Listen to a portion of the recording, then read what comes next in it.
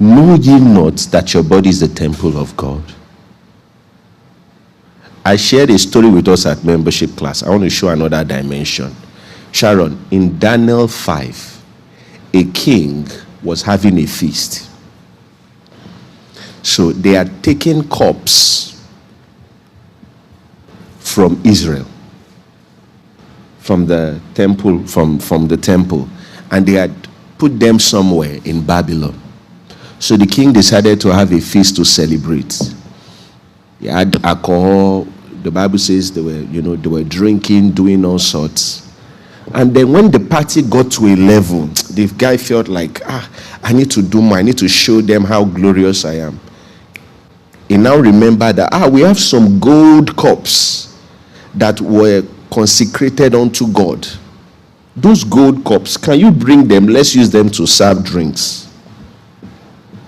When he brought those cups and they started drinking, in that shack that he was shacking, God wrote on the wall, Mene Mene Tekel Usephim.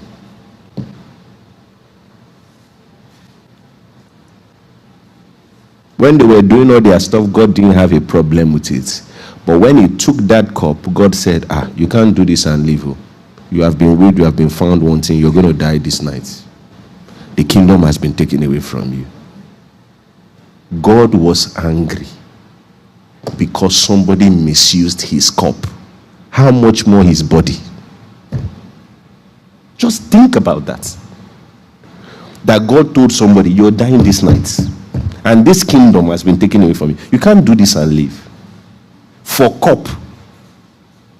Now, think about how God thinks about you using your body to not glorify. Just think about that. Isaiah 66. Do you know how long God waited to live in you? Hey, my God. Isaiah 66 verse 1.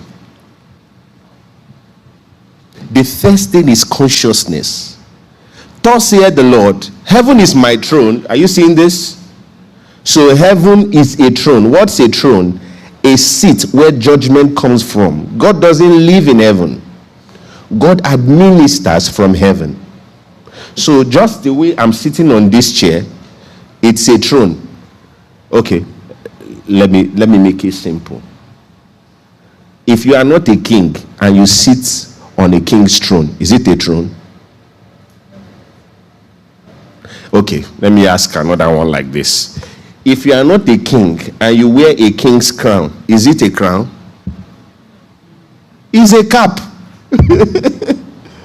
What makes the throne is the king. If the king buys a chair now and puts it here and sits on it to administer judgment, that chair changes from chair, becomes throne, because it's now consecrated to the king. So when the Bible says heaven is his throne, is saying that heaven is a seat of administration. What makes heaven special is that God is administering from there. That's why heaven is not our final place. We are coming to the new Jerusalem. Heaven and earth will melt with fire. Then hell and death will bring their captives, and then they will be sent to the lake of fire. Heaven is my throne. The earth is my footstool. That's an extension of my prowess, my powers. Where is the house that ye build unto me? And where is the place of my rest? So God says, after I have administered in heaven, where will I eventually rest? Look at verse 2. For all those things my hands have made, and those things exist, saith the Lord. But on this one, KJV says, to this man will I look. On him who is poor and of a contrite spirit, and who trembles at my word. I'm telling you, people that will pass the judgment in heaven are people that tremble at his word. And that thing starts with a consciousness, all right, of the power of God, the might of God. And in that, there must be godly fear. People don't fear God. That's why people come to church, cheat each other, manipulate people, take money from them, because there's no fear of God.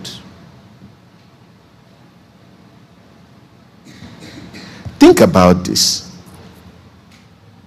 What if it dawns on you that when I raise my hand, God raised my hand with me? He's in me. When I lie with my mouth, it's as though I'm making God partake in lying. I don't know if maybe it's a big deal to me, but it's not a big deal to you. Is it a big deal to you as much as it is to me? It makes me, tremble that God lives in me, and the idea is that He's living through me. And so whatever I am doing, God is doing with me. I think that if you have this idea, number one, 50% of the stronghold that pornography has over you will go. Because many people watch porn in secret. Why are you not watching it around people? If you are not watching it around people, then it means you are ashamed to watch it around people. Because people are watching. But God is watching when you are alone. If we put a camera on you 24 hours a day, and everything you are doing, they are displaying it in this church, and all of us are watching you, will you watch porn? But God is watching you. But God is watching you. So if this doesn't make your heart quake, then there is something intrinsically wrong with how you see God. It's either it's not real to you or it's not a big deal. God is watching me. If nobody is looking at me, God is looking at me. Heaven is watching me. I have angels all around me. Don't just say the angels of God have charge over me. If they have charge over you, they are watching you too. You are disgracing yourself. Imagine you are watching porn and a 4-year-old comes inside. What will you do? Imagine, I don't say it will happen. But imagine, you're just busy watching porn and then a 4-year-old comes. What will you do? The first thing you want to do is, am I not correct? You want to put it off because you don't want somebody to. God is watching you. If a 4-year-old can command that kind of reverence and consciousness, how much more God? So this thing starts with a God consciousness. I'm the righteousness of God. I'm right in the presence of God. Put that thing in your mind. Put that thing in your mind. Thank you for watching. I believe you have learned. Please do us a favor by clicking on the subscription button so that you get notified whenever we publish deep spiritual content just like this one you have just watched. And also, try in your best capacity to implement all that you have just heard. That you be doer of the word and not just a hearer of the words. Thank you and God bless you. See you in our next video.